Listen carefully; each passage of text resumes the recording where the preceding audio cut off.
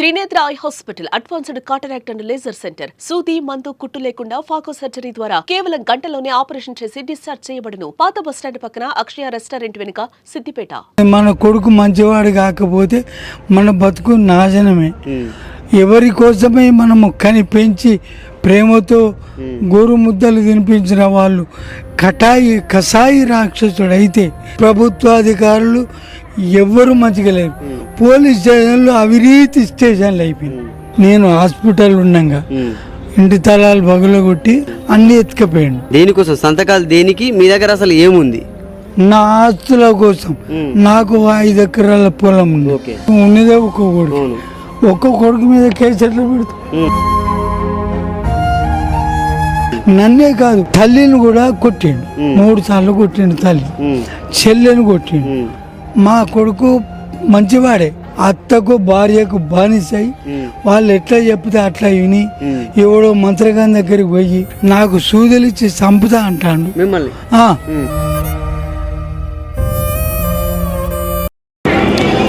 అతడొక సహజ కవి. ఎన్నో కవితలను రాసి సమాజాన్ని ఉత్తేజపరిచారు.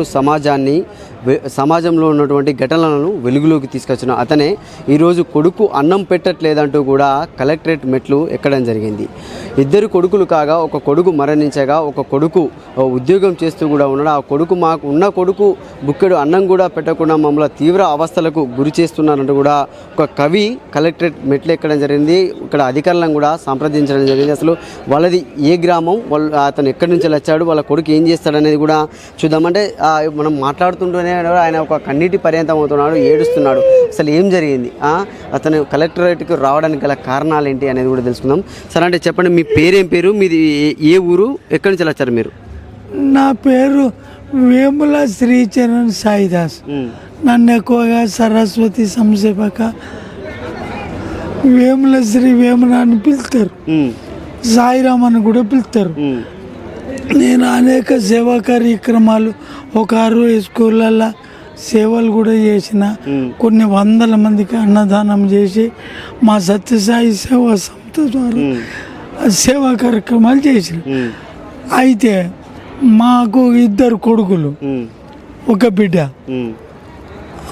మా కొడుకు అనివార్య కారణాల వల్ల చనిపోయాడు. ఆ బాధతోనే మేమున్నాగా మా పెద్ద కొడుకు లవ్ మ్యారేజ్ చేసుకున్నాడు. మాకు చెప్పక చేయక లవ్ మ్యారేజ్ చేసుకుంటే ఈ బాధ ఆ బాధకు తట్టుకోలేక నాకు పక్షవాతం వచ్చింది. పక్షవాతం వచ్చి నేను హాస్పిటల్లో పడంగానే మా కొడుకే జాయిన్ చేయించాడు. జాయిన్ చేయించి నా దగ్గర ఉన్న బ్యాగులో ఉన్న 30,000 రూపాయలు నగదు తీసుకొని నేను ఇల్లు కోసమని దాచుకున్న 2,20,000 నంగనూరు బ్యాంకు, ఇంకా 75,000 వేరే దాచుకుని అన్ని అణువు ఇంటి తాళాలు పగలగొట్టి నేను హాస్పిటల్ ఉండగా ఇంటి తాళాలు పగలగొట్టి బీరువా తాళాలు పగలగొట్టి అన్ని ఎత్తుకపోయాడు. ఇక మా కొడుకే కదా అన్న మానవత్వంతో ఆయన మీద కేసు పెట్టకపోతే ఇక అది అలుసుగా తీసుకొని నా మీద అరేంజ్మెంట్ చేసి పెట్టిండు. అనేక రకాలుగా హింసించుడు. సంతకాలు పెట్టమని మొత్తం సంతకాలు పెట్టు. దేనికోసం సంతకాలు పెట్టమని అంటున్నారు కదా, దేనికోసం సంతకాలు దేనికి? మీ దగ్గర అసలు ఏముంది? నా ఆస్తుల కోసం. నాకు 5 ఎకరాల పొలం ఉంది, చిలక భూమి, 2-3 ప్లాట్లు ఉన్నాయి. ఇక బాగా గిర్ని పని చేసుకుంటూ కష్టపడి సంపాదించుకుంటా. ఇక పిల్లల కోసమే కదా అని ఇక ఇల్లు కడదామని తయారులో ఉండి ఆ డబ్బులు కూడా కొన్ని తక్కువ ఉండట్లా ఇల్లు కొద్దిగా ఆగిపోయింది. ఇక ఇంతలా నాకు పక్షపాతం వచ్చి పడిపోగానే ఆ బీరువా తాళాలు ఇంటి తాళాలు పాల్గొట్టి ఆయన ఎత్తుకపోయాడు.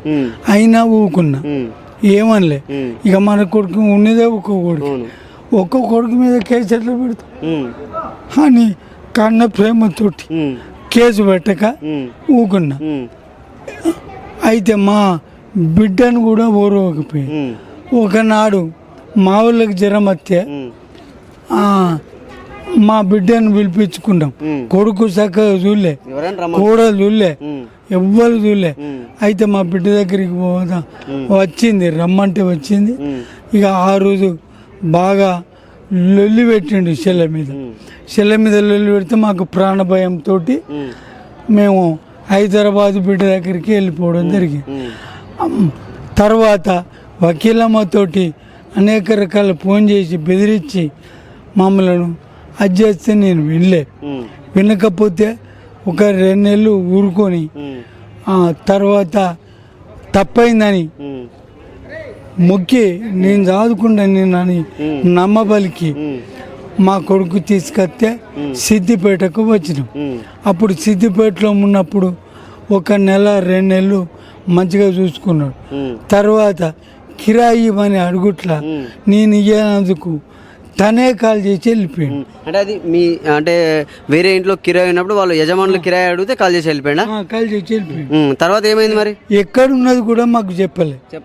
తర్వాత ఇక మేము ఎట్లుండాలి, కిరాయి కట్టలేము అని చిన్న కిరాయి కానీ వేరే కాడ చూసుకొని ఉన్నాం. ఆ విషయం ఆ కిరాయి ఉన్నాక ఆ సామాను ఖాళీ చేసేటప్పుడు తాను కొన్ని మిగిలిన సామాన్లు కొంటపోయాడు. అప్పుడు నేను కోప్పడి ఏందిరా ఈ బతుకు, మమ్మల్ని ఇట్లా చేస్తాను, ఇప్పుడే వద్దురా, అంతా నీకేరా, ఉన్నదంతా నీకే అవుతుంది, వారసత్వంగా ఎట్లున్నా నీకే అవుతుంది, ఉన్నదే ఒక కొడుకు కాదు, తమ్ముని ఆస్తి కూడా నీకు వచ్చింది, మరి ఆడపిల్ల కూడా ఆస్తి అడుగుతుంది కదా, ఆమెకు ఎంతో కొంత ఇవ్వాలి. సరే కొన్ని ఆడపిల్ల కూడా పైసలు కొద్దిగానే ఎత్తుకపోయింది, కానీ కట్నం కింద అనుకొని ఊకున్నా. అది దాన్ని అడ్డం పెట్టుకొని ప్రతి మాటకు మారా నరరూప రాక్షసునిలాగా నన్ను అనేక విధాల బాధ పెట్టు. నన్నే కాదు, తల్లిని కూడా కొట్టిండు, 3 సార్లు కొట్టిండు తల్లి, చెల్లెని కొట్టిండు. ఇదంతా ఏందిరా అంటే అంతే సంతకం పెట్టు అని అన్న. నేను పెట్టకపోతే ఆ మంట మీద అది చేసి. ఇప్పుడు ఆ సంతకం పెట్టకపోయినా కూడా మీరు సంపాదించిందంతా ఒక్కగానొక్క కొడుకు అంటే ఆయనకే చెందుతుంది. ఎందుకు మరి మీకు అన్నం పెట్టమని మీకు ఒక రూమ్ కిరాయి కట్టమంటే ఎందుకు అట్లా చేస్తున్నాడు? అంటే మీరు చిన్నప్పటి నుంచి ఆయన వ్యక్తిత్వం ఎట్లా ఉండేది? వాస్తవంగా మా కొడుకు మంచివాడే, కానీ పెండ్లం వచ్చింది అత్త, వీళ్ళిద్దరే కాలంతకు, వాళ్ళిద్దరు చేయబట్టే మా ఊడి చెడిపోయాడు. మా తల్లిదండ్రులకు దూరమైండు, అత్తకు భార్యకు బానిసై వాళ్ళు ఎట్లా చెప్తే అట్లా విని ఎవడో మంత్రగాని దగ్గరికి పోయి పోయినలాడు దులిమిడి దగ్గర ఉంటుంది, ఆ మంత్రగాని దగ్గర పోతే వాడు ఏం చేసిండో మా కొడుకు మాకు కాకుండా అయిపోయాడు. అంటే మీరు కవి కదా, ఎన్నో చూసుంటారు. అంటే ఒక ఎవరో మంత్రాలు చేస్తే మీ కొడుకు మారిపోవడం అనేది ఎట్లా నమ్ముతారు మీరు? ఒక వాస్తవంగా చెప్పానంటే కొన్ని అతీత శక్తులు ఉంటాయి, మంచివి ఉంటాయి, చెడ్డవి ఉంటాయి. నువ్వు నమ్మినా నమ్మకపోయినా అది నిజం, ఖచ్చితంగా చెప్పగలుగుతా. నేను కూడా ఒక జ్యోతిష్కుని, నేను కూడా వాస్తు చూస్తా. ఎవరికి పెళ్లి కాకపోయినా తప్పకుండా పెళ్లి చేస్తే దాదాపుగా 99% సక్సెస్ అయినాయి. సిద్దిపేటలో దాదాపు 200-300 పెళ్లిళ్ళు చేసిన సక్సెస్ అయింది. ఆ విశ్వాసంతో నేను చెప్తున్నా. ఎందుకంటే కొన్ని క్రియలు ఉంటాయి, కొన్ని దుష్ట క్రియలు ఉంటాయి, మంచి క్రియలు ఉంటాయి. ఏమంటున్నాడు మరి? ఇప్పుడు మీ కొడుకు మీరు కలెక్టరేట్లో సంప్రదించారు, పోలీస్ స్టేషన్లో కూడా కంప్లైంట్ ఇచ్చినా అని అన్నారు కదా. అంటే మీ కొడుకును మీరు సంప్రదిస్తే, మీరు ఫోన్ చేస్తే ఏమైనా మాట్లాడుతుండా? ఏమంటున్నాడు? ఇప్పుడు 3 నెలల నుంచి ఫోన్ వేసేసి ఆయన ఎక్కడున్నది కూడా నాకు తెలియదు. ఇంకా అదే కాకుండా మా తల్లిని కూడా నాకు చెప్పకుండా దొంగతనంగా ఎత్తుకపోయాడు. ఆమెకు పింఛన్ వస్తుంది, గతం పింఛన్ తీసుకుంటా ఆమెను చేస్తాడు. కనీసం నా తల్లిని నాకు చూపెట్టకుండా తన ఇంట్లో ఎక్కడ ఉన్నాడో తెలియదు. ఇంతకుముందు కిరాయికి ఉన్నది మళ్ళీ చేయక కాల్ చేసిపోయాడు. దయచేసి ఈ బాధలు భరించలేక నాకు ప్రాణభయం ఉంది, నాకు సూదులిచ్చి చంపుతా అంటాడు. ఖచ్చితంగా నువ్వు పనుకున్నాక సూది ఇచ్చిపోతే ఏం చేస్తావు అంటాడు. అంటే మాకు భయం అయ్యి పోలీస్ కమిషనరేట్ కూడా దరఖాస్తు ఇవ్వడం జరిగింది. ఎంతవరకు చదివించాడు నీ కొడుకును? ఎంతవరకు చదివించినప్పుడు మీ కొడుకు ఏం పని చేస్తాడు? ఇంజనీరింగ్ చదివిండు, బీటెక్ త్రిపుల్ ఈ చేసిండు. తర్వాత గ్రూప్ 4 రాసి పంచాయత్ సెక్రటరీగా చెర్యాల మండలం రాంపురంలో చేస్తున్నాడు. ఆ తర్వాత పోలీస్ స్టేషన్ కూడా పోవడం జరిగింది. వాళ్ళు ఎలాంటి చర్య తీసుకోలే, ఇంకా సలహా ఇచ్చిండు ప్రజావానికి పోమని సలహా ఇచ్చిండు ఆయన కూడా, పోలీస్ ఆయన కూడా. ఇక విధి లేక కలెక్టర్ ఆఫీస్కి వచ్చినాం. ఇక మాకు దిక్కు లేరు. ఏ చుట్టపైన ఏ మిత్రుని కూడా బెదిరిస్తాడు వాళ్ళు, ఎవరు చెప్పొద్దు. అట్లా కూడా అడిగిపించారా మీ మిత్రులతోని కానీ మీ బంధువర్గంతో అడిగిపిస్తే ఏమంటాడు? చెప్తే ఇంటలేడు. నాకు కోపం వచ్చే ఒక మాట అంటే దాన్నే రికార్డ్ చేసి రిపీటింగ్ చేసుకుంటా నన్ను బెదిరిస్తాడు. ఎవ్వరు చెప్పినా వింటలేడు. వాళ్ళ దోస్తు రామ్మోహన్ అనే ఒక గవర్నమెంట్ ఉద్యోగి కూడా చెప్పిండు, పద్ధతి కాదు ఇది, తల్లిదండ్రులు మంచిగా చూసుకోవాలని చెప్తే కూడా ఆయనకు ఫోనే చేసుడు బంద్ చేసిండు. ఇంకా మా సడ్డకుడు చెప్పిండు, ఇంకా వేరే వాళ్ళు చెప్పిండు, ఎవరు చెప్పినా వింటలేడు. ఇక ఘోరంగా వాళ్ళ అత్తగారు కూడా నా మీదకి దాడికి వచ్చిండు. ఇప్పటికీ మీరు పోయి తెలుసుకుంటే చెప్తారు, సాక్షులు ఉన్నారు. మీరు మీ కొడుకును ఎంతో అల్లారు ముద్దుగా పెంచిర్రు, మీరు ఒక కవి. ఇప్పుడు ఇలాంటి చాలా ఘటనలు కూడా మేము మా సుమన్ టీవీలో కవర్ చేసిన, మీరు కూడా అది చూసి మమ్మల్ని సంప్రదించడం జరిగింది. అంటే ఇప్పుడు ఏం చెప్తారు మీరు ఒక కవిగా కూడా, ఒక పుట్టినటువంటి కొడుకు తల్లిదండ్రులకు తిండి పెట్టకుండా ఇంత ఇబ్బంది పెడతాను అంటే ఎంతో మంది కొడుకులు కూడా ఇట్లా చేస్తున్నారు చాలా మంది కూడా సమాజంలో. ఏం చెప్తారు ఓవరాల్గా మీరు దీని గురించి? ఓవరాల్గా ఎన్ని చేసినా బుద్ధిమంతుడైన కొడుకు కానప్పుడు వాడు నరరూప రాక్షసుడు, కంసుని లాంటి వాడు. కాబట్టి కంసుడు తన తల్లిదండ్రులను, చెల్లెను, బావను బాధ పెట్టినట్టే మమ్మల్ని బాధ పెడుతున్నాడు. అటువంటి వానికి సరి అయిన శిక్ష పడాలి. ఇంకొకరికి సుమన్ టీవీ ద్వారా తెలియజేస్తున్న, తప్పకుండా ఇంకో కొడుకులు, ఇటువంటి కొడుకులు భయపడాలని నేను ప్రత్యేకంగా కోరుకుంటాను. అయితే అధికారులను సంపాదిస్తే అందరూ ఒకరి మీద ఒకరు చెప్తాను. ఏ అధికారి చక్కగా లేడు, ఏ అధికారి, ప్రభుత్వ అధికారులు ఎవ్వరూ మంచిగా లేరు. పోలీస్ స్టేషన్లు అవినీతి స్టేషన్లు అయిపోయింది. ఏమైనా లంచాలు అనేక రకాలైన న్యాయం దొరుకుడు కష్టమే ఉన్నది. మన కొడుకు మంచివాడు కాకపోతే మన బతుకు నాశనమే. ఎవరి కోసమే మనము పెంచి ప్రేమతో గోరు ముద్దలు తినిపించిన వాళ్ళు కసాయి రాక్షసుడైతే వాడు మరణమే మేలు. వాడు ఉన్నా తండ్రిగే, వాడు చచ్చిన వాడితో సమానం. వాడు ఉన్నా లేకున్నా పోనీ ఆస్తి సంపాదిస్తే ఆస్తుల కోసం కొట్లాడుతాను, ఆస్తి సంపాదించకపోతే అన్నవరామచంద్రాన్ని కొట్లాడతాను.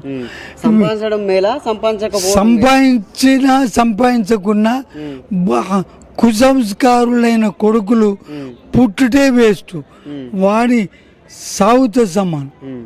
దేవుడే దిక్కని ఇంతకుముందండి, దేవుడు ఉన్నాడో లేడో నమ్ముతాం, ఉంటే ఉన్నాడు లేకపోతే లేదు. కానీ ప్రత్యక్ష రూపకంగా మన ప్రభుత్వ అధికారులే దేవతా స్వరూపులు. వాళ్ళు తప్పకుండా చర్య తీసుకొని ఇమ్మీడియట్లీ నాలాంటి వాళ్ళకు రక్షణ కల్పించి మాలాంటి నా కొడుకంటి దుర్మార్గులను, రాక్షసులను కఠినంగా శిక్షించాలని కోరుతున్నాను. సో చూడొచ్చు, ఆయన చూస్తుంటేనే ఎంతో బాధ అనిపిస్తుంది. అంటే ఒక ఎంతో అల్లారు ముద్దుగా పెంచి ఉన్నత చదువులు చదివించినా కూడా ఆస్తి కోసం నా కొడుకు నాపై దాడి చేస్తున్నాడు, అయినా ఆస్తి నేను నా కొడుకు ఇస్తాను, నా తదనంతరం నా ఆస్తి మొత్తం నా కొడుక్కే అంటున్నా కూడా నాకు బుక్కడు బువ్వ పెట్టేందుకు నా భార్యను నన్ను చూసుకునేందుకు కూడా వెనుకాడుతున్నాడు అంటూ కూడా ఒక కవి మాత్రం కన్నీటి పర్యంతమవుతూ అధికారులను అయితే సంప్రదించడం. అంతకు ముందు కూడా మన సుమన్ టీవీని సంప్రదించడం అయితే జరిగింది. ఏదేమైనా కూడా ఒక కవికి అధికారులు ఎట్టి పరిస్థితుల్లోనూ న్యాయం చేయాలని కూడా అతను కోరుకుంటున్న పరిస్థితి అయితే ఉంది. కెమెరామెన్ శేఖర్తో సతీష్, సుమన్ టీవీ, కలెక్టరేట్ నుండి.